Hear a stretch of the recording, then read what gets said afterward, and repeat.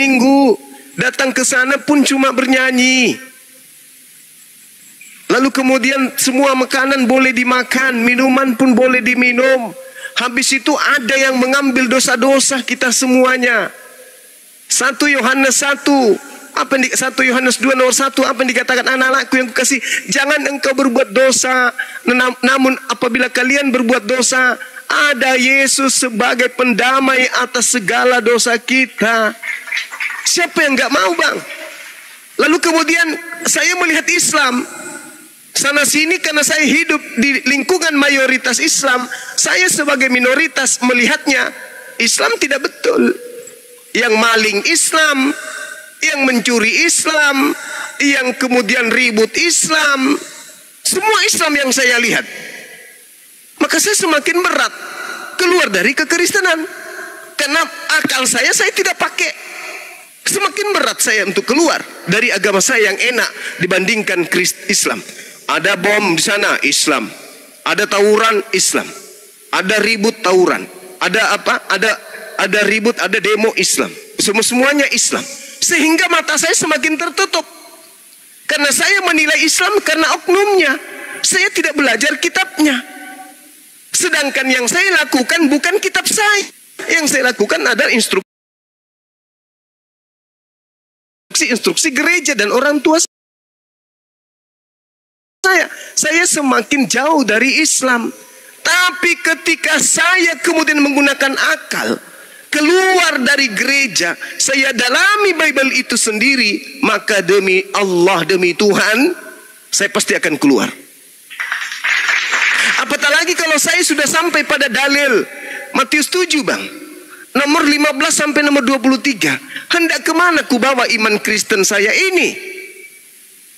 Di situ jelas dikatakan, barang siapa yang tidak melakukan kehendak Bapa, meskipun memanggil Yesus Tuhan, bahkan sampai pada level bermujizat, mengusir setan, bernubuat, tetap aja diusir oleh Yesus dan dianggap sebagai pelaku kejahatan. Sedangkan dalam Matius 13:50 pelaku kejahatan dilemparkan ke dalam api neraka. Lalu apa yang membuat saya harus bertahan di Kristen? Saya ibadah minggu, tidak ada dalil.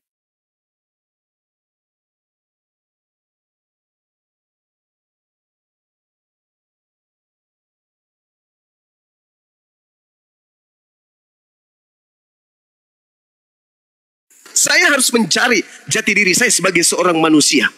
Aku tidak mau mati dalam kebodohan. Harus menggunakan akal. Jadi bagaimana mungkin orang yang berakal akan tinggal di situ, sementara kitab itu sendiri yang mengatakan, yang memanggil Yesus Tuhan, diusir oleh Yesus. Memanggil Yesus Tuhan. Matius 7 nomor 15 sampai nomor 23. Waspadalah kepada nabi palsu yang datang kepadamu dengan menyamar sebagai domba, padahal dia adalah serigala yang buas. Ini ucapan Yesus kepada muridnya. Siapa yang datang kepada muridnya? Yang bukan Yahudi tapi datang kepada muridnya yang ngaku Yahudi. Dari buahnya kau mengenal mereka. Dari ajarannya kau mengenal mereka. Bukan setiap orang yang memanggil aku Tuhan akan masuk ke dalam kerajaan langit, melainkan mereka yang melakukan kehendak Bapakku. Atas kehendak siapa ini saya menjadi Kristen?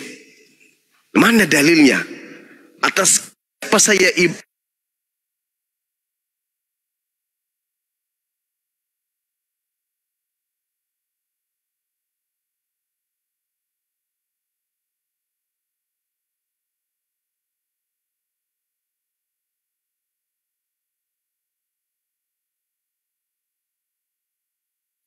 Sabar ya. Signal di sana lagi hujan. Iya, jelek sinyalnya mungkin. Enyahlah daripadaku kalian semua adalah pembuat kejahatan. Lalu apa yang membuat saya masih bertahan di situ, bang?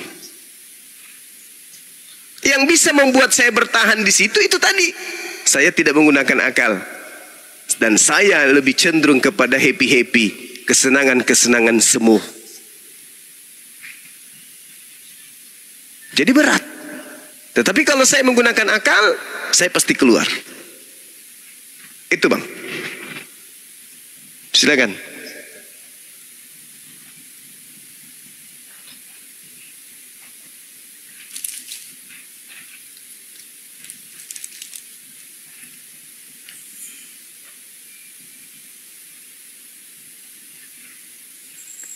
Silakan Pak Kris. Halo, kok ketutup udah ngomong? Tutup sendiri. Ya, jadi jelas ya. Halo?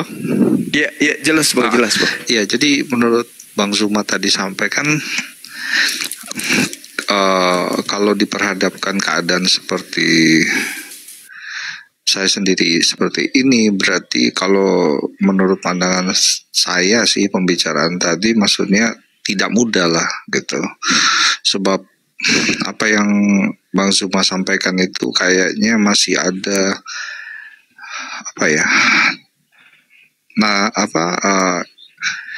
penyampaian yang dimana pada saat Bang Zuma sekarang ini gitu loh. Tetapi istilahnya nggak mudah untuk keluar gitu. Kalau saya nanggapi sih seperti itu. Tapi ya memang nggak apa-apa. Itu memang karena bersifat keturunan itu memang tidak mudah. Jadi misalnya ada orang bilang kalau bagi orang yang tidak mampu gitu, kenapa sih aku harus terlahir dari orang yang mampu kan gitu. Itu menurut pandangan saya misteri Tuhan Bang Zuma. Nah, jadi sehingga pola pikir dari manusia ini itu nggak bisa nyampe dengan apa yang Tuhan inginkan. Nah, yang tadi Bang Zuma bilang kita bisa memahami apa yang difirmankan oleh atau diimani oleh Bang Zuma ya, kitabnya Muslim. Tapi kan kalau seperti di kitab Muslim itu kan seperti Tuhan menciptakan manusia, Adam di sorga, tiba-tiba turun ke bumi, terus menciptakan langit dan bumi ini. Itu kalau secara akal pikir kan nggak mungkin gitu loh. Itu banyak misteri menurut pandangan saya sih. Dan kalau berbicara pikiran Tuhan kan kita nggak bisa terlalu istilahnya nggak bisa kita memaksakan untuk bisa serupa dengan dia, istilahnya maha tahu lah. Kan kita istilahnya kan sangat terbatas manusia ini. Nah itu sih patokan saya, kalau manusia terbatas ini kan pasti apa yang difirmankan Tuhan lewat kitab itu kan pasti ada hal-hal yang tertentu yang memang kita perlu ketahui tanpa logika, yaitu kita minta pimpinan lewat doa itu agar kita bisa memahami dari firman-firman itu sih. Gitu sih Bang Zuma. Iya. Jadi sekali lagi saya katakan bahwasanya kalau cara yang saudara gunakan itu benar, maka semua agama di atas muka bumi ini benar.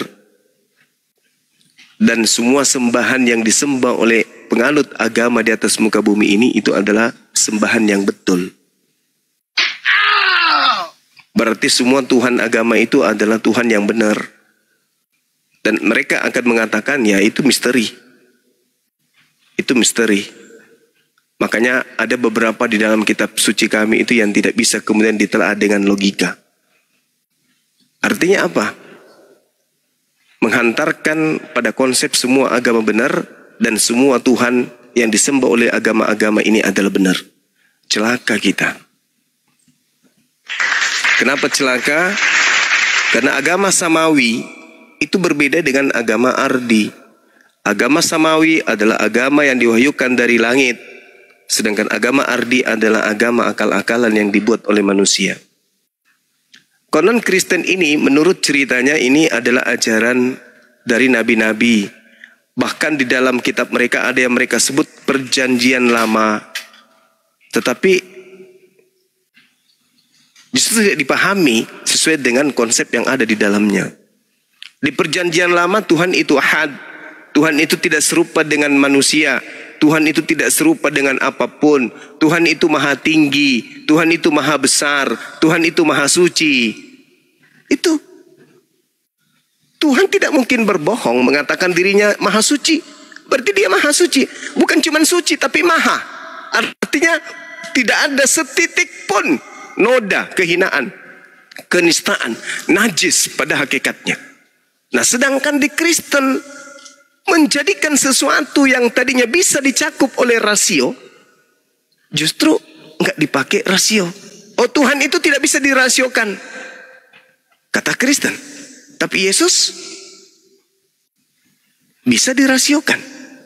Jari-jarinya jari manusia, kakinya kaki manusia, perutnya perut manusia, wajahnya wajah manusia, rambutnya rambut manusia, hidupnya hidup sebagai manusia, perkataannya sebagai manusia, pekerjaannya sebagai manusia, cara makannya makan seperti manusia. Semuanya manusia, bisa dirasionalkan, tapi dibuat setinggi-tingginya.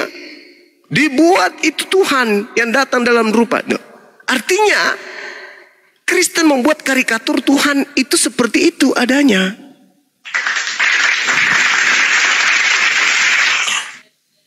Sedangkan Tuhan yang benar itu berasal dari agama samawi. Aku Tuhan, tak ada yang lain, tak ada yang sama seperti aku, baik di langit atas maupun di bumi bawah. Tak ada yang sama seperti aku. Akulah Tuhan, tak ada yang lain. Tapi Kristen membuat Tuhan baru. Tuhan baru bernama Yesus, bernama Roh Kudus. Artinya percuma kitabnya Yahudi ditenteng siang dan malam, tapi tidak dipahami isinya. Hanya dijadikan sebagai aksesoris untuk membenarkan perjanjian baru bahwa ini adalah firman Tuhan. Maka apa yang muncul di dalamnya? Misalnya di dalam Kolose 2 nomor 9. Di dalam jasad Yesus inilah kepenuhan keilahian.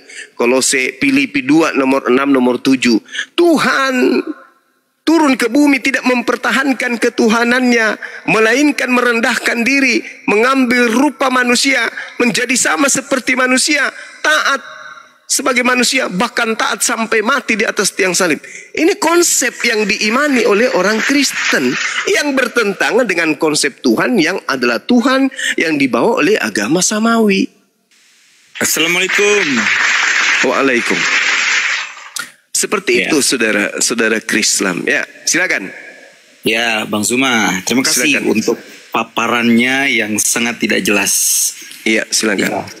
Baik, saya akan sampaikan karena ini konsepnya adalah penjelasan sekaligus debat. Ya, jadi saya harus sampaikan bahwa logika berpikir Kristenan dengan logika berpikir Islam itu mutlak tidak bisa disamakan. Ya, kalau Anda mencoba mengutip Alkitab Perjanjian Lama maupun Perjanjian Baru untuk menjawab iman dari Islam, itu logika yang cacat. Ya.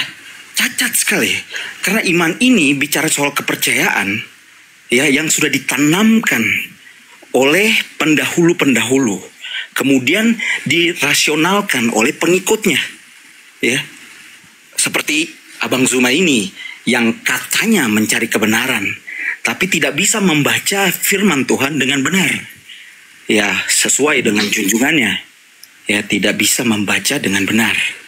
Begitu. Tapi saya mau katakan begini. Kalau Anda menyamakan Yesus sebagai Elohim Yahweh, Allahnya Abraham, Ishak dan Yakub, Anda salah besar. Karena di dalam kekristenan tidak mengajarkan demikian. Yesus dan Elohim Yahweh itu beda, bahkan tidak setara menurut keyakinan saya. Bisa bacakan Filipi 2 nomor 6. Sabar. Ini saya akan bacakan dalilnya. Oke, Sorry. dalil yang disampaikan. Waktunya siapa ini, Bang? Dalil yang disampaikan ini boleh lanjut nggak? Kalau boleh. Saya bicarakan.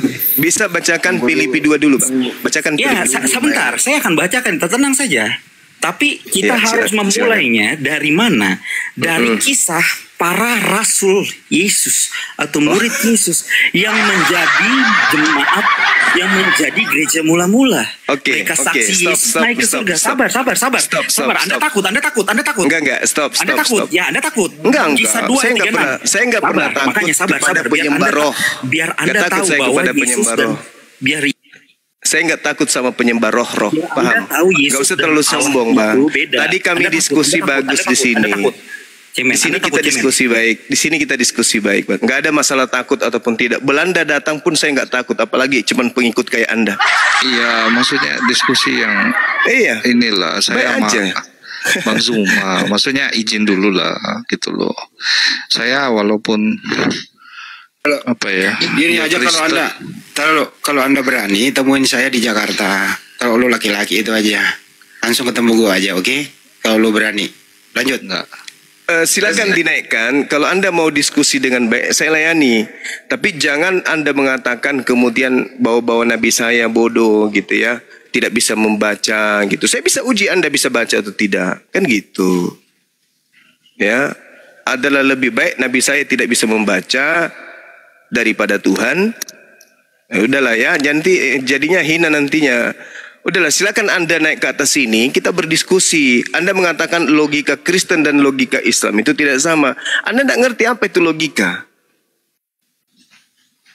Anda tidak ngerti apa itu logika. Itu bahayanya itu di situ. Ya, silakan. Saya berbicara kepada Anda berbicara juga selayaknya orang yang punya intelektual. Jadi santai aja, nggak usah emosi, nggak usah ketakutan sama saya, tidak usah nervous kalau berhadapan dengan Bang Zuma. Santai aja, relax. Ya. Sorry Bang Zuma, boleh tanya nggak ke dia ini? Siapa Iya, namanya? Namanya siapa ini? Saya nggak kelihatan. Mikael. Mikael. Ya, Mikael, kamu Kristen atau apa ini agamanya? Ditanya itu agamanya apa? Nggak usah grogi, santai aja, santai. Mikael. Saya tahu kamu itu fitness selama 6 tahun untuk bicara dengan saya. Nggak usah, santai aja, apa? Relax. Karena saya tidak akan pernah bisa kau takut-takuti gitu loh. Nggak pernah, nggak bisa kau takut-takuti saya. Kamu agama apa, Mikael? Waalaikumsalam. Malam. Sebentar dulu, Frans. Siap. Layani dulu yang satu ini, yang sok jagoan nih. Santai aja Bang Mikael. Ayo, ditanya agamanya apa? Mikael, kamu agama apa?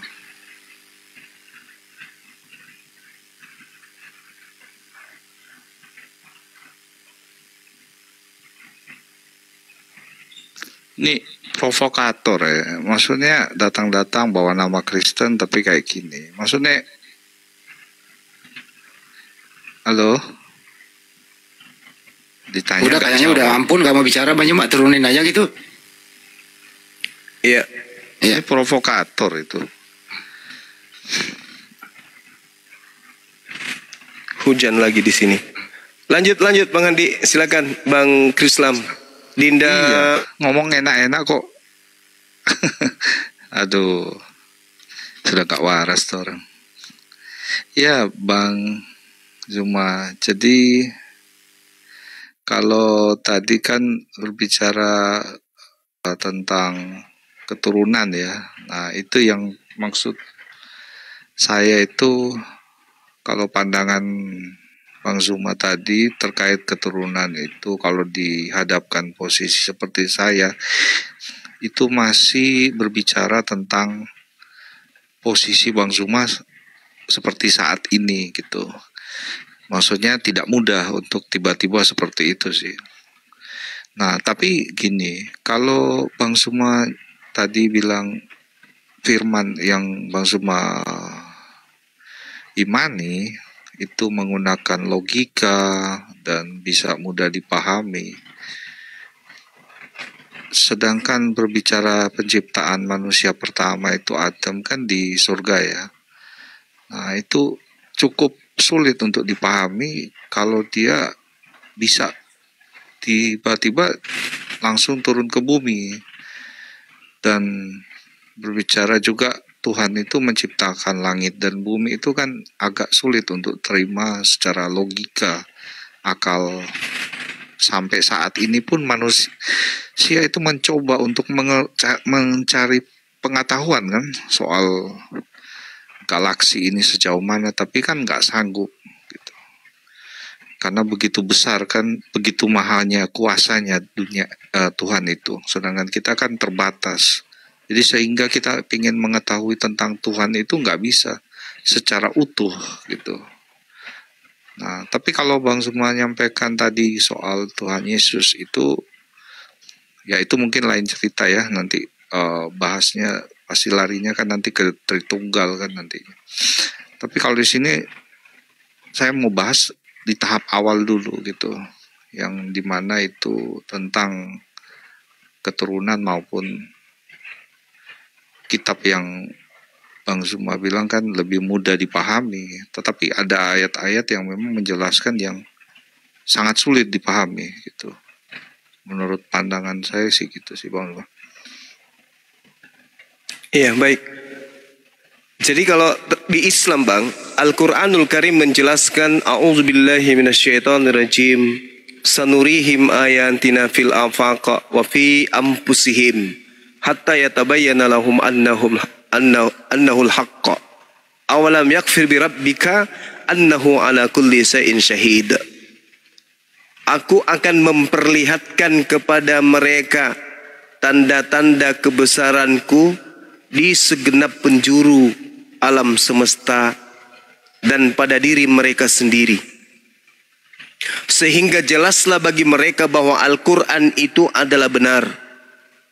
Itu kata Allah, sanurihim ayatina fil afaq wa fi anfusihim. Aku Tuhan memperlihatkan kepada mereka tanda-tanda keberadaanku, kebesaranku di segenap penjuru. Nah, kalau ini saya katakan Islam itu masuk akal ya ini. Jadi Allah kemudian memperlihatkan kepada manusia kebesarannya, kemahakuasaannya. Contoh, tubuh kita ini, siapa yang menyusun lidah, bibir, pita suara sampai mengeluarkan gelombang berupa irama, ketukan-ketukan not, sehingga kuping mendeteksi gelombang itu datang dengan suara misalnya aku, kamu, dan seterusnya. Itu siapa yang mengatur? Siapa yang membuat itu? Kita? Bukan. Lalu kemudian ucapan yang ingin kita keluarkan, sebelum kita keluarkan itu ada semacam perintah dari otak. Kok bisa kayak gitu? Siapa yang membuat itu semua? Kita? Bukan. Inilah yang dikatakan oleh Allah, sanurihim ayatina fil afaq. Artinya bahwa orang yang berakal akan mengetahui tentang Allah, tentang Tuhannya itu sempurna. Kita makan, masuk ke dalam tubuh. Asupan nutrisi yang masuk ke dalam tubuh, yang ke rambut dan yang ke kuku itu sama. Begitu juga yang ke hidung, yang ke bibir, yang ke mata, dan yang semuanya. Tetapi kenapa yang bertumbuh hanya rambut, hanya kuku? Kenapa gigi nggak bertumbuh? Kenapa hidung tidak bertumbuh layaknya rambut? Siapa yang membatasi itu semua? Kita? Bukan. Atau mungkin kedua orang tua kita? Bukan juga. Atau negara ini, pemerintah ini yang berikan aturan. Wahai penduduk Indonesia, apabila kalian makan, cukup yang bertumbuh dan bertambah panjang adalah rambut dan kukumu aja ya. Apa ada aturan kayak gitu? Dan meskipun ada aturan, apakah bisa menghentikan itu? Tidak. Kenapa rusuh ini tidak memanjang, melilit-lilit dalam tubuh kita, dalam perut kita, selayaknya rambut ini yang bisa digunting? Kenapa? Siapa yang mengatur itu semua? Inilah yang Allah katakan, sanurihim ayatina fil afaq wa fi anfusihim hatta yatabayyana lahum annahul haqq. Aku akan memperlihatkan kepada mereka tanda-tanda keberadaan, kebesaranku, kekuasaanku di segenap penjuru. Bagi yang berakal pasti sampai. Tapi yang tidak berakal tidak sampai. Kami yang berakal sampai. Oh iya ya. Kita berbicara ini, yang membentuk suara ini siapa? Kita? Bukan. Bukan kita. Bahkan kita tertidur sebentar dan tertidur dan terbangun lagi, bukan kita yang mengatur semua napas kita itu ketika kita terlelap. Bukan kita kemudian yang mengatur denyut jantung kita ketika kita terlelap. Tiba kemudian kita bangun. Pada saat kita tertidur nyenyak, usus kita ingin mengeluarkan kotoran, dengan sendirinya kita bangun.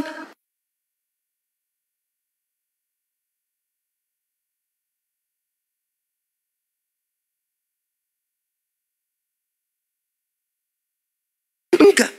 Dengan sendirinya kemudian tubuh kita ini bangun dari tidur hanya untuk ke toilet. Padahal tadi kita nyenyak tidur. Siapa yang mengatur itu semua? Kita. Gak mungkin. Jadi Tuhan tidak perlu kita cari, karena Tuhan itu meliputi segala sesuatu bagi orang yang berakal. Kalau yang tidak berakal, dia mencari Tuhannya. Mana Tuhan saya? Oh, Tuhan saya ini yang digantung di pohon. Oh, ini Tuhan saya yang merangkak kemudian keluar dari ayunan. Itu orang yang tidak berakal. Sedangkan orang yang berakal, begitu dia bercermin, dia sudah tahu Tuhannya itu siapa. Makanya di Islam itu apa? Asyhadu alla ilaha illallah. Aku bersaksi tidak ada Tuhan selain Allah. Bersaksi loh. Kenapa dia berani bersaksi? Ya karena dia melihat ketidakberdayaan dirinya. Dia tidak mampu kemudian untuk mempertahankan supaya kulitnya ini tetap apa kulit ini? Tetap kencang, tidak keriput. Dia tidak bisa mempertahankan supaya mukanya ini tetap ganteng, tidak menua. Dia tidak bisa mempertahankan kulitnya, rambutnya ini tidak memutih. Tidak sanggup. Padahal itu adalah rambutnya. Padahal itu adalah kulitnya sendiri. Tapi tidak bisa. Berarti ada sesuatu yang mengatur semuanya ini. Itu siapa? Itulah yang kami sebut Tuhan. Kami tidak melihatnya, tapi Tuhan itu melihat kami. Kami tidak mendengarnya, tapi Tuhan itu mendengarkan kami. Maka kami hanya memperbaiki diri. Karena kami diawasin, kami disaksikan. Dia menyaksikan diri kami. Makanya dalam Al-Quran dikatakan, di dalam surah Qaf ayat 16, Allah Subhanahu wa taala menjelaskan dengan sangat terinci di sana. Apakah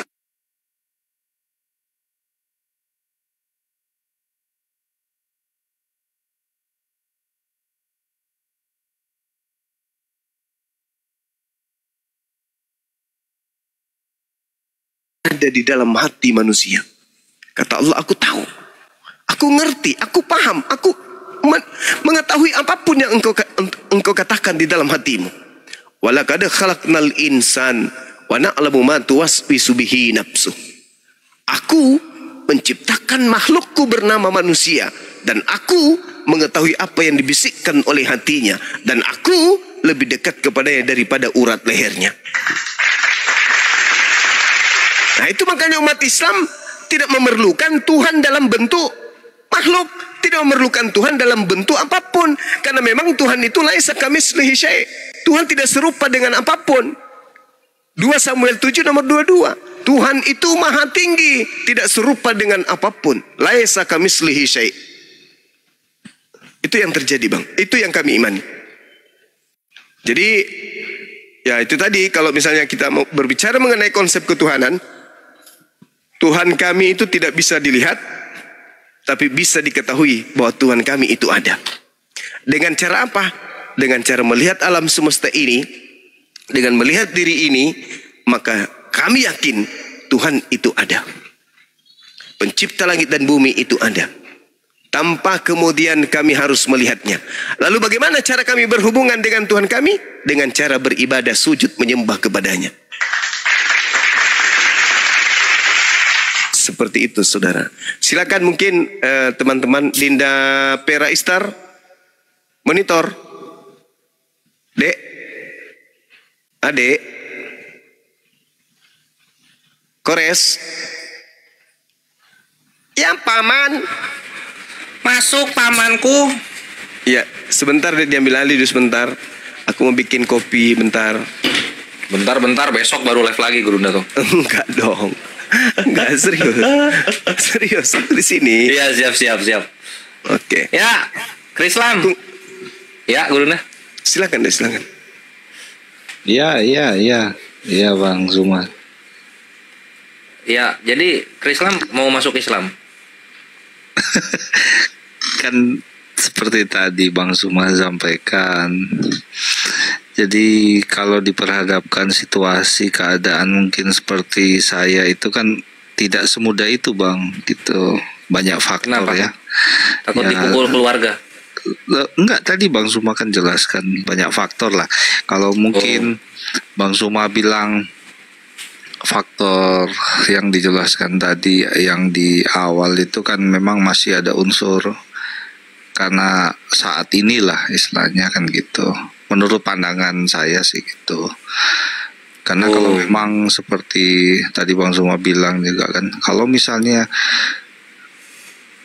keadaan apa ya istilahnya memang seperti saya ini, pasti seluruh dunia akan itu kan berpikir sama seperti Bang Zuma tadi. Tapi kan nggak begitu juga kan gitu. Itu sih kan pandangan, makanya pandangan itu kan berbeda-beda ya. Berbicara, makanya kalau di kekristenan itu kan iman itu timbul dari pendengaran. Nah, pendengaran itu adalah firman Tuhan kan.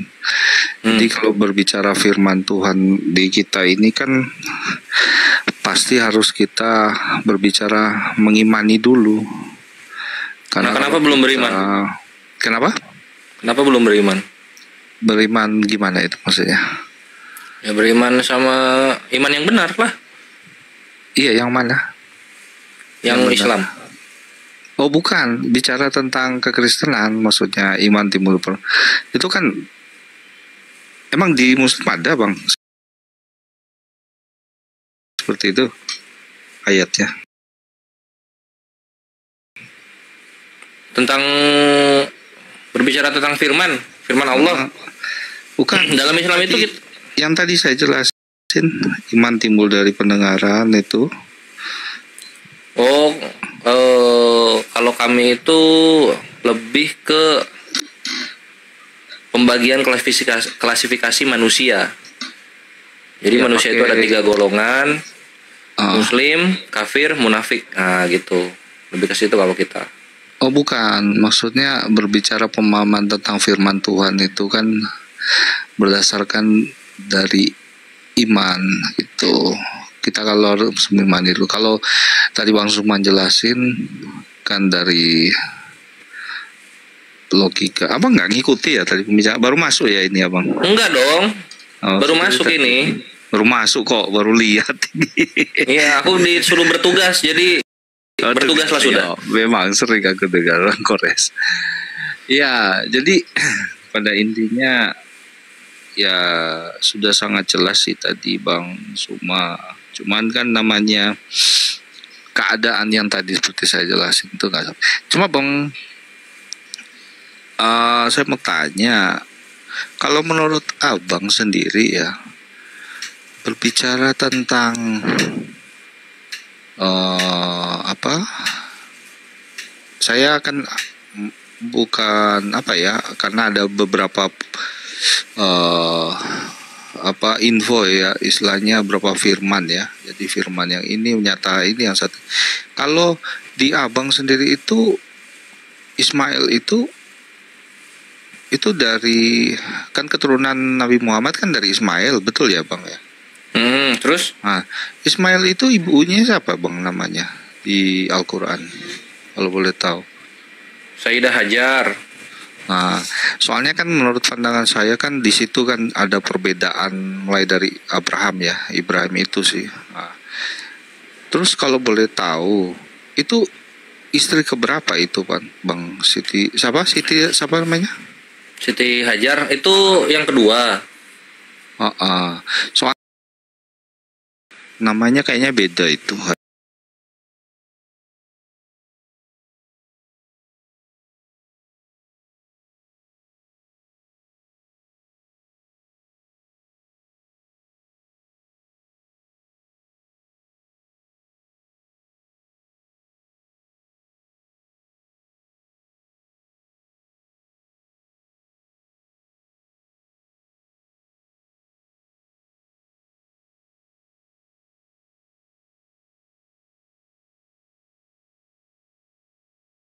dengan agama yang dimana semua manusia bisa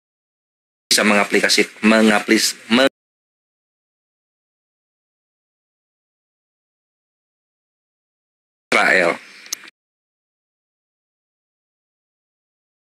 gitu kan. Ketika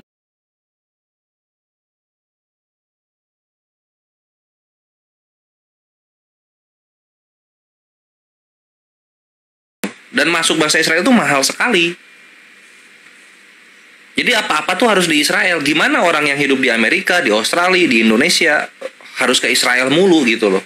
Nah ini kan nggak bisa diterapkan kecuali hanya satu bangsa saja. Nah Islam datang membuat semua bangsa bisa mengimani Tuhan yang benar ini gitu. Iya, Bang.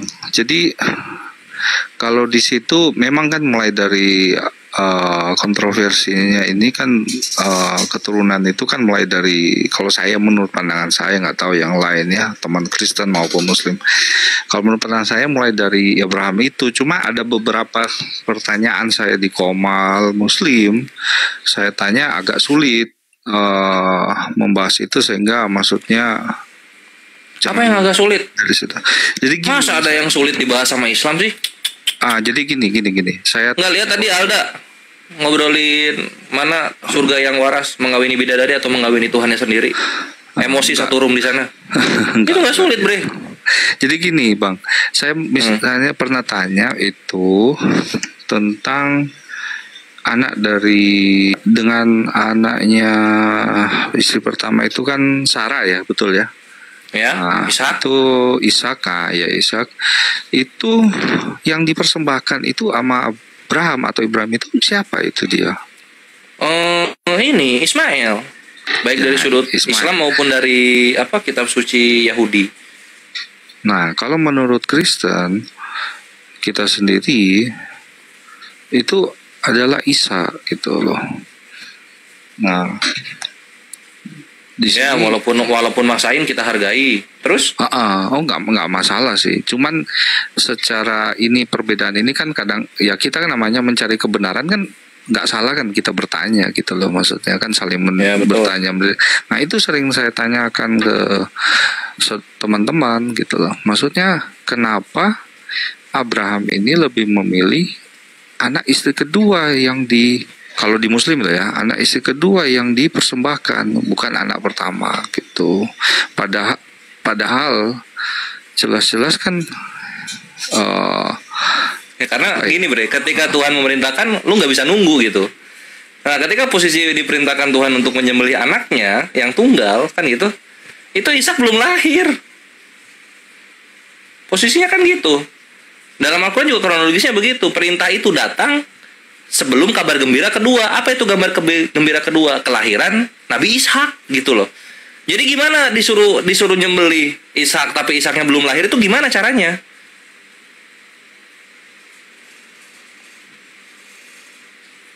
Oke. Gitu my bre. Jadi kalau menurut Abang berarti secara waktu itu Ishaknya belum lahir. Anak dari istri kedua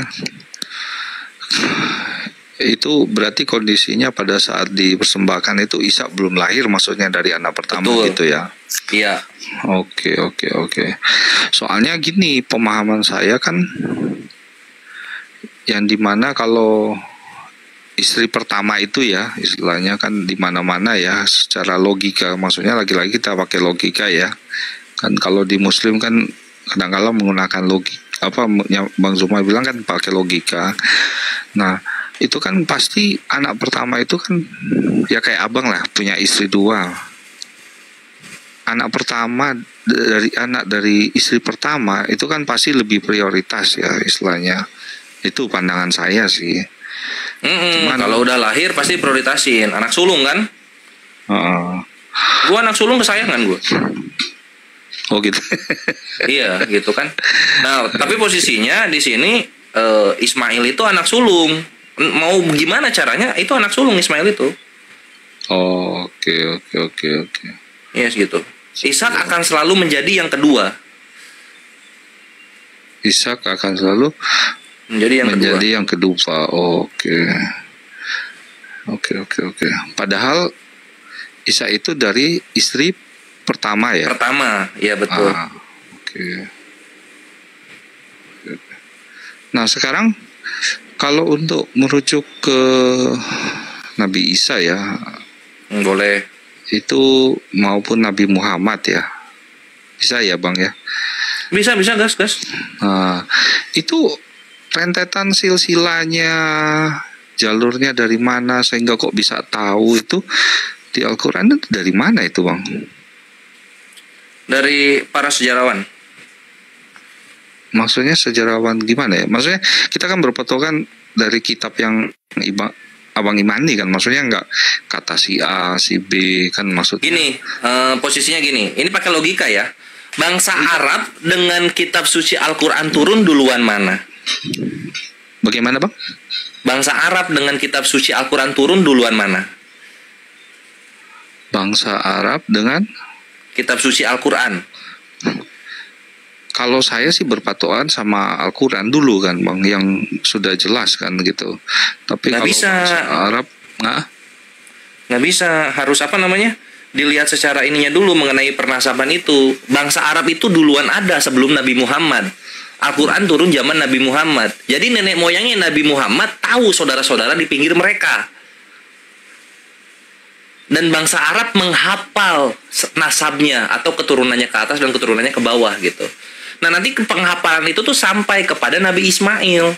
Nabi Ismail tahu siapa saja anak-anak dan saudara-saudaranya, baik dari Ismail maupun dari Ishaknya, tahu mereka. Nah gitu, jadi nasab ini datangnya dari ahli sejarah. Orang-orang yang dulunya belum masuk Islam, tahu sejarah, masuk Islam gitu kan. Diceritakanlah mengenai sejarah ini, gitu ke Islam. Sama kayak gini, keselamatan datang dari bangsa Israel kan gitu. Abraham dibilang orang Israel, orang Kristen gitu. Kalau secara logika Abraham itu orang Irak. Nenek moyangnya orang Israel itu orang Irak. ya Persia kan, Persia. Yes. Betul, Ur-Kasdim itu kan ada di Irak. Bukan dong Persia, Iran dong. Iya, Kasdim.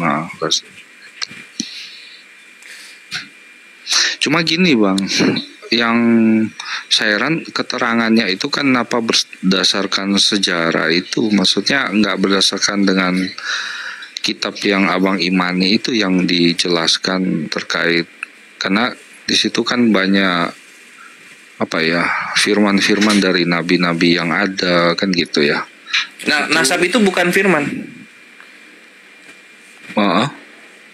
Nasab itu bukan firman, nasab itu ilmu sejarah mengenai keturunan kita gitu. Sedangkan firman Allah isinya hukum-hukum yang harus dijalankan dan dijauhi, hukum-hukum yang harus dijalankan, larangan yang harus dijauhi, hikmah-hikmah yang bisa kita ambil, dan juga pengajaran kisah-kisah nabi-nabi terdahulu gitu. Nah sekarang kalau kita misalnya bahas nasab gitu ya, Allah nih bahas nasab secara komprehensif gitu. Manfaatnya untuk umat manusia apa? Lebih mencintai bangsa Arab begitu? Gitu loh. Contoh misalnya Israel gini kan, dalam Islam itu sangat diketahui bangsa Israel itu bangsa yang sangat mengagung-agungkan nasab kan gitu. Nah sekarang kita lihat apa fungsinya. Ketika kita tahu silsilah nih, silsilah baik Arab maupun Israel, apa fungsinya dalam iman? Ujung-ujungnya apa? Mendiskreditkan tanah kelahiran kita, yang dimana di Islam itu dihilangkan sama sekali. Mengagung-agungkan nasab gitu loh. Oke. Nah ini kan mantap. Al-Quran ini kan dekat sekali kalau Bang cerita sama Israel ya, berarti ya Yahudi ini. Nah bahkan tadi sama Abang kan bilang. Thank you Nat Bonafide. Semoga manfaat argumen Kores untuk Alda Victory. Silakan. Iya, sama apa namanya, istri ini di melalui kitab Yahudi ya. Berarti sebenarnya kitab Taurat itu kitab Al-Quran itu berarti maksudnya Abang dari kitab Taurat juga, maksudnya dari Yahudi juga atau gimana itu? Enggak dari dong. Nggak, kitab Al-Quran, kitab Taurat yang kami imani, Injil, Zabur itu dari Allah semua. Gitu, dari Allah semua. Yang membedakan apa? Al-Qur'anul Karim hukumnya digunakan sepanjang masa sampai kiamat. Sedangkan kitab-kitab sebelumnya itu dibatasi oleh kitab yang turun kemudian, gitu loh. Jadi Taurat turun nih, maka orang-orang di sana mengimani Taurat gitu. Injil turun, ya orang-orang harus berpindah ke Injil, tinggalkan Taurat gitu kan, karena sudah ada yang menyempurnakan. Zabur turun, Zabur dulu ya, orang-orang harus ke Zabur. Habis Zabur baru ke Injil, mereka mengimani Injil. Nah, setelah Injil baru ke Al-Quran semuanya gitu loh. Jadi iman dalam Islam itu kita mengimani, percaya bahwa Allah pernah menurunkan kitab yang diikuti oleh umat-umat sebelumnya. Beres sampai situ, udah kelar sampai situ. Nah sekarang kita ke Al-Quran. Nah di Al-Quran semua pokok kehidupan yang ingin lu pelajari, dasarnya itu di Al-Quran. Bagaimana lu berbakti kepada orang tua, bagaimana lu menjadi pemimpin, bagaimana lu menghadapi musibah, bagaimana lu menjadi suami, itu dasarnya di Al-Quran semuanya. Gitu loh, dari lu masih lahir, kemudian lu mati, kemudian setelah mati ngapain, itu Al-Quran dasarnya. Gitu. Makanya kami sangat mencintai firman Allah yang turun kepada Nabi kami Muhammad SAW. Kami sangat mencintai itu. Karena bagaimana lu tahu cara hidup yang benar ketika benar dan salah itu tidak datang dari Tuhan. Contoh kayak gua ya, ini mujizat ya dari Al-Qur'an ya. Gua hidup dalam dialog lintas iman, ngebubukin Tritung gitu. Ternyata jauh sebelum gua lahir itu Allah sudah menitipkan perkataan-perkataannya yang sangat bermanfaat dan berguna untuk iman gua ketika gua sedang dialog lintas iman. Contoh misalnya di dalam Al-Baqarah ayat 25 di sini, ketika Allah mengisahkan Nabi Ibrahim, Allah berkata, sesungguhnya berhala-berhala yang kamu sembah hanya untuk menciptakan perasaan kasih. Majleb nggak tuh? Majleb nggak tuh? Majleb bre. Gitu loh. Karena ketemu dengan siapa? Para penghujat-penghujat Islam, mereka mengimani bahwa Tuhan itu mengajarkan kasih tok. Gitu. Wah, disitulah kerennya tuh. Terus surah Al-Luqman ayat 6 itu. Sesungguhnya di antara mereka yang membenci Islam, ada orang-orang yang suka memelintir ayat-ayat Allah. Dar ketemu sama Haleluda, sama si Alda, sama Christian Princess. Ketemu gua orang-orangnya. Ini Allah sudah berfirman 1400 tahun sebelum gua lahir, bre. Mantep nggak tuh? Mantep, bre. Gitu. Jadi gimana orang-orang mau hidup lurus, mau hidup di jalan yang lurus kalau mereka tidak mengimani kitab suci terakhir Al-Qur'an Nur Karim. Gitu Islam. Oke.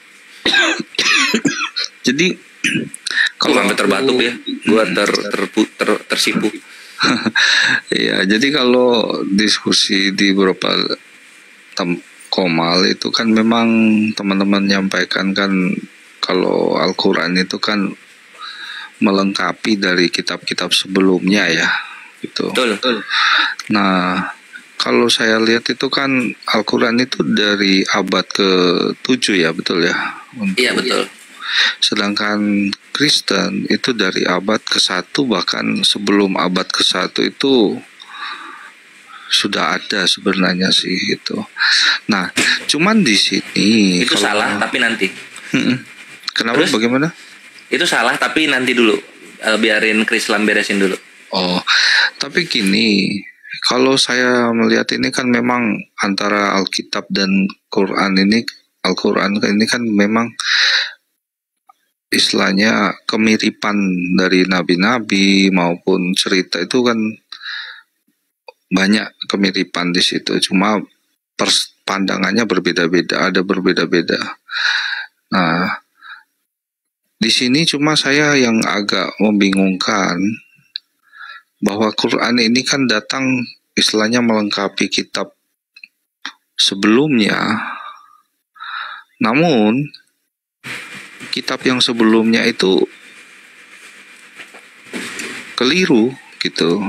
Ibarat kata kan kalau sudah ada sejarah sebelumnya yang menjelaskan, kalau melengkapi itu kan istilahnya kan pasti nggak mungkin ini ya gitu sih. Tapi ini kenapa bahkan dia hanya berbicara hanya sebatas perjanjian lama saja gitu sih. Kalau saya lihat ya, ibarat kata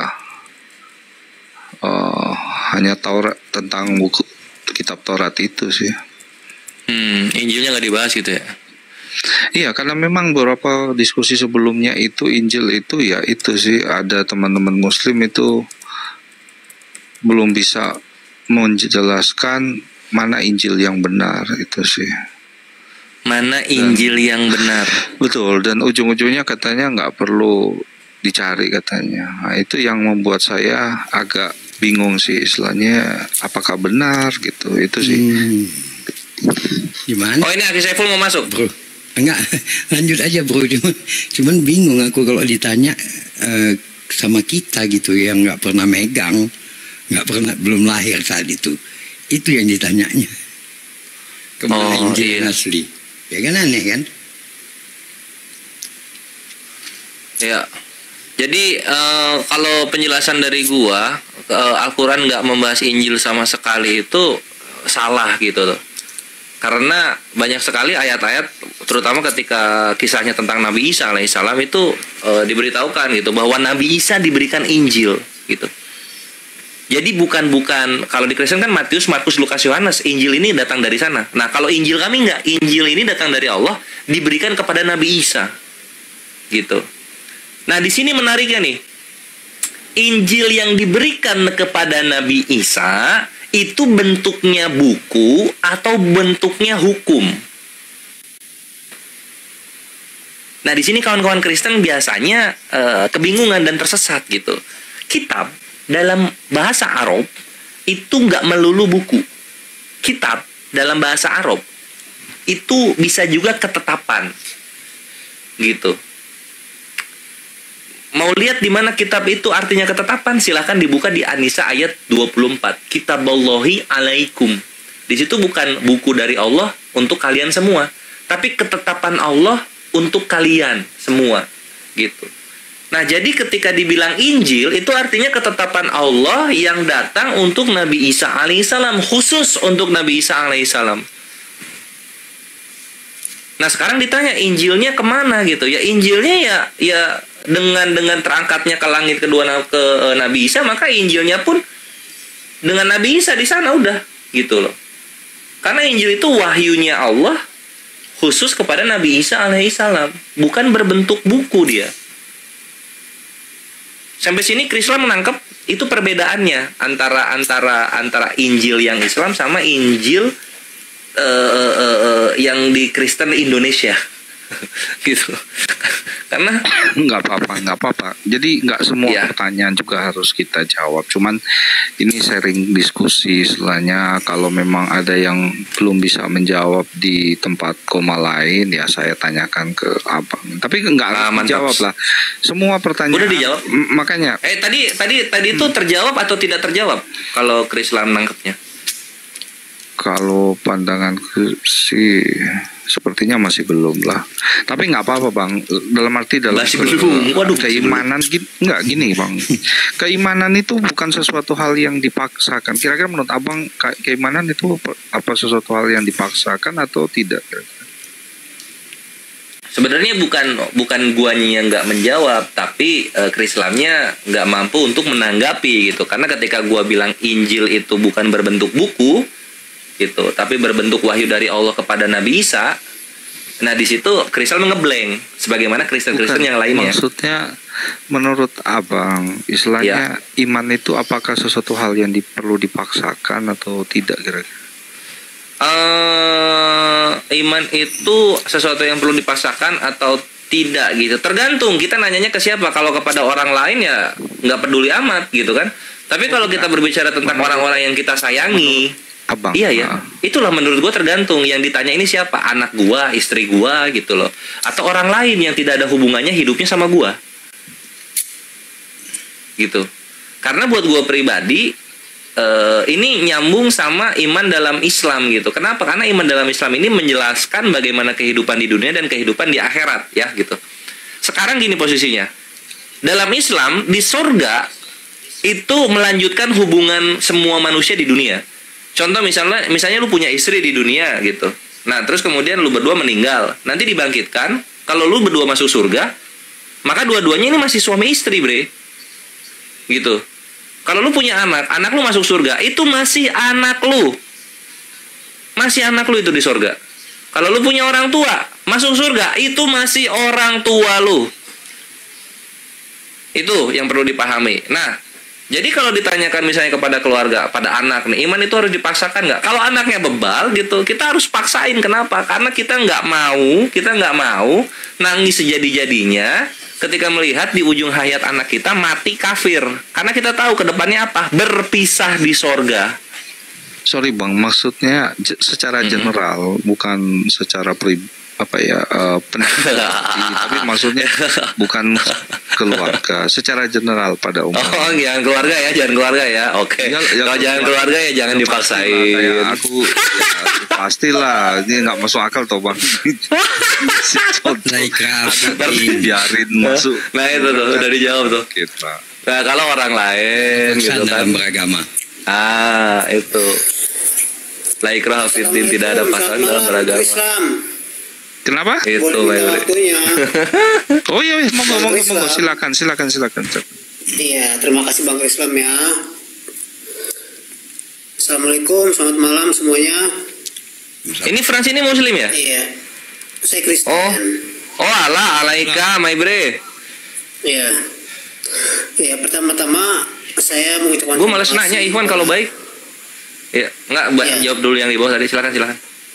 Iya, tunggu.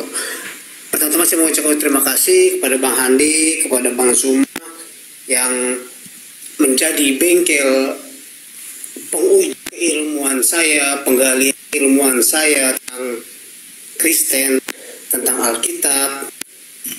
Itu dimulai sejak tahun 2010 sampai sekarang, walaupun itu pemahaman saya itu akan itu beberapa putus suaranya. Lalu putus nggak enak ya didengar, kecil lagi Pak, mentok lagi, berubah arah lagi, dan seterusnya. Nah, lalu sampailah saya kepada pengertian pemahaman keimanan saya bahwa saya harus memulai dari 1 pasal 1. Itulah permulaan kekristenan saya, di mana Allah dalam Alkitab saya ini bukan kepada suatu pribadi atau sosok atau apalagi wujud, bukan, tetapi saja itu kata saja ya, lain Allah yang esa atau roh Allah dan lain sebagainya. Itu hanya kata Allah saja. Nah, itu hanya kepada firman, tidak lebih tidak kurang, hanya firman. Itulah pengertian Allah dalam Alkitab. Nah, korelasinya dengan Allah dalam Al-Quran itu kan saya lu harus tanggung jawab ini, Res. Tanggung jawab lu. Iya. Yang disebut Bang Handi loh. Yang tanggung jawab gua. Dia tadi terima kasih sama Bang Handi. Iya. Iya. Nah, lalu korelasinya dengan Allah dalam Al-Quran itu sebenarnya belajar di orang Muslim, baik Bang Handi, Bang Zuma maupun Islam-Islam yang lain, itu bahwa apabila kalian substansi dari itu dari alif lam mim ha, maka saya akan ke al-ilah. Begitupun sebaliknya, kalau kalian mengambil dari al-ilah, saya pun akan dari alif lam lam ha. Gitu, selesai, beres. Itu mengenai kata Allah ya. Saya sampai di situ sudah selesai. Lalu yang kedua saya mau nanggapin tentang nanti akan ada pertanyaan, tapi nanti. Nah, lalu saya ingin menanggapi tentang praistar yang mengenai kata Injil di Alkitab itu berbeda dengan di Al-Quran. Sebenarnya pemahamannya sama. Itu kan dari kata bahasa Arab, iya. Saya akui dari bahasa Arab, Injil artinya terbaik. Kalau bahasa Yunani Angelos, baik. Angelos malaikat Eugalion. Atau Injil, ya, kepada Isa atau kepada Yesus itu sama dengan Yohanes. Nah itu beda. Karena Injil yang kepada Isa atau Yohanes itu kabar baiknya dari Allah, dari Tuhan, dari Bapa. Nah sedangkan Mantap. yang saya pakai itu kabar baiknya dari Yohanes, Markus, Matius. Nah itu beda dengan Injil Yohanes, beda dengan Injil Yesus atau Injil Isa. Itu beda. Mantap. Tapi pengertiannya sama, kabar baik. Pengertiannya sama, kabar baik. Saya kabar baik dari Yohanes, Yohanes kabar baik dari Yesus, Yesus kabar baik dari Allah. Itulah pengertian Injil atau Ingil atau Angelus. Nah itu yang kedua. Nah pertanyaan untuk Bang Prahistar nih, Bang Kores, satu pertanyaan, satu aja. Ya. Karena saya sering kali tuh kalau kalian berspekulasi tentang Allah dalam Al-Quran, itu saya lebih kepada sang pencipta umat Buddha dari Hindu. Pertanyaan itu, Kesana dia. apakah Allah dalam Al-Quran adalah sang pencipta umat Hindu? Langsung gitu. Ini putus-putus, weh. Truk gitu, Apakah Allah sang maha pencipta itu apa? Sing diomongin.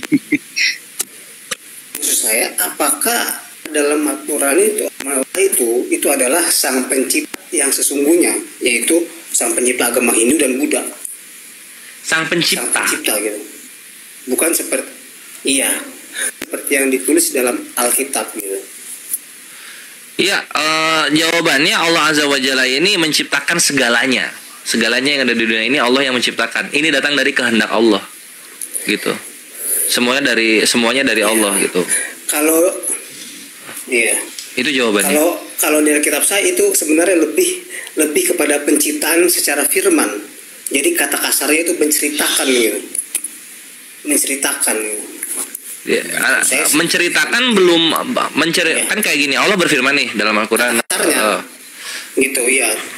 Gini. Allah berfirman dalam Al-Qur'an,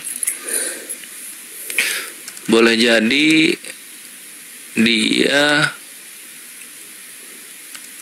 hanya ingin menciptakan satu agama saja untuk kamu. Dan jika Allah menghendaki, dia menjadikan kamu satu umat saja, tetapi dia menyesatkan siapa yang dia kehendaki dan memberikan petunjuk kepada siapa yang dia kehendaki. Tetapi kamu pasti akan ditanya tentang apa yang telah kamu kerjakan gitu. Jadi orang-orang yang ada di dunia ini memilih agama-agama yang lain, mereka itu tersesat ke dalam Islam ya, dalam proses Islam tersesat gitu. Karena apa? Karena Allah sudah memberikan petunjuk dan juga larangan. Kenapa nggak diambil petunjuk? Itu di surah An-Nahl ayat 93. Surah An-Nahl ayat 93. Surah apa? An-Nahl ayat 93. An-Nahl. Iya. An-Nahl ya? Iya. Oke, terima kasih. Sama-sama. Ayat 93. Itu Allah udah jawab gitu. Jadi memang Allah menciptakan segalanya untuk apa jadinya ketika ada petunjuk dan tersesat? Apa maksudnya? Ini untuk ujian gitu. Kalau lu memang orang yang beriman, kalau lu memang benar-benar ingin menyembah Allah saja, buktikan. Gitu loh, buktikan. Keluarlah dari kesesatan, ikutilah petunjuk yang ada gitu. Kenapa? Karena kalau lu memilih untuk tersesat, maka Allah akan membiarkan lu dalam kesesatan. Gitu, dan akan ada setan-setan yang Allah biarkan untuk membuat lu tenang di dalam kesesatan tersebut. Tapi ketika lu mempunyai kehendak bebas, ingin mencari kebenaran, lu jalan hijrah lu. Kalau dalam Islam hijrah disebutnya ya. Lu berpindah lalu dari tempat fasik tersebut, dari tempat kesyirikan tersebut kepada tempat yang terang, kepada jalan yang lurus. Yang ada dikatakan oleh Nabi Isa dalam surah Az-Zukhruf ayat 64. Innallaha huwa rabbi wa rabbukum fa'buduh hadza siratum mustaqim. Sungguh Allah adalah Tuhanku dan Tuhanmu, sembahlah Dia. Ini adalah jalan yang lurus. Gitu my bre. Buktikan kalau lo itu layak untuk mendapatkan kasih sayang Allah. Mantep banget Kores. Ayo singa. Yes. Oke, terima kasih. Singa ya. Jangan singa, Deng. Naga. Sebenarnya, Ya gimana? ya, ya oke, terima kasih. Kalau lebih kepada tempat yang tepat gitu, cocok. Ya sebenarnya saya lebih cocok di sini karena kan Yesus itu kan, kalau saya tahu Yesus itu menebus. Itu sebenarnya yang ditebus itu bukan orang-orang kami zaman sekarang ini, bukan. Tapi orang-orang pada zaman itu yang mengalami kebangkitan pertama. Orang-orang pada zaman Yesus. Itu yang ditebusnya oleh Yesus. Lalu saya sebagai yang hidup manusia di zaman sekarang ini, itu saya tuh lebih kepada para murid. Jadi saya harus, kalau mau melalui Yesus, saya harus melalui para murid dulu. Karena Petrus sebagai tonggak murid, pemimpin murid, sang murid, itu dia kan sudah dijanjikan sama Yesus. Petrus, kepadamu akan kuberikan kunci kerajaan sorga. Jadi saya harus melalui Petrus, melalui Paulus. Itulah yang saya lakukan sekarang, dan keimanan saya itu, saya pernah ditegur oleh seseorang. Itu dia manusia juga, tapi dia berjiwa malaikat. Dia bilang sama saya, up to you, katanya. Artinya terserah kamu, katanya. Jadi dalam hal ini saya tahu maksud dia bahwa saya disuruh memilih jalan mana yang akan kamu ikuti, dengan kami atau dengan kaum Nasrani yang lebih kepada Yesus, atau bahkan saya pindah ke agama Islam. Karena saya Mantap. Saya dulu waktu di Jakarta, Lo harus mencari terus. saya mau pindah ke agama Islam, tapi syukur puji Tuhan ditolak. Astagfirullah. Nggak apa-apa, nanti diulang lagi aja, usahakan gitu. Karena lo harus membuktikan lo layak untuk mendapatkan kasih sayang Allah. Iya. Posisinya sekarang begini. Betul. Lo mengikuti Petrus. Makhluk dikasihi kalau mengikuti jalan Alkitabnya, jalan agamanya masing-masing. Waduh, buset. Berarti Tuhan menciptakan semua agama, bener dong? Benar. Ya ini. Wah, kalau gitu ya cari aja yang agama paling ringan gitu kan? Ya udah dapat ya bang. Iya gitu. Bukan soal paling ringan. Kalau agama yang saya jalani sekarang ini, ya saya sebagai Kristen progresif, seperti yang Alah, Kristen progresif mah iyalah anjir, semua orang nggak ada yang masuk neraka, ujung-ujungnya masuk sorga. Keren. Lu mau percaya Yesus atau nggak percaya Yesus, yang penting lu berbuat baik.